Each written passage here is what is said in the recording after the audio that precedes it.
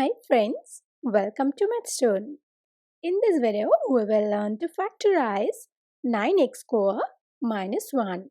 For more update, please visit mathstoon.com or click the link given in the description box. So let's start. This is our given expression. We will express each term into the form of a square. Doing that, we get 3x whole square minus 1 whole square.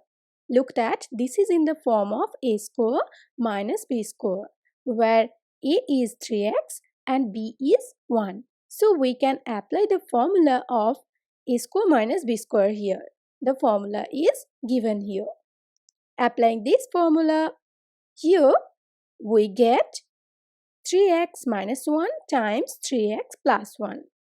So finally we get 9x square minus 1 is equal to 3x minus 1 times 3x plus 1. This is our desired factorization. Thank you for watching. Please like and share this video. If you find it useful, leave a comment in the comment box. Do not forget to subscribe this channel. Please hit the bell icon to get notification of new videos.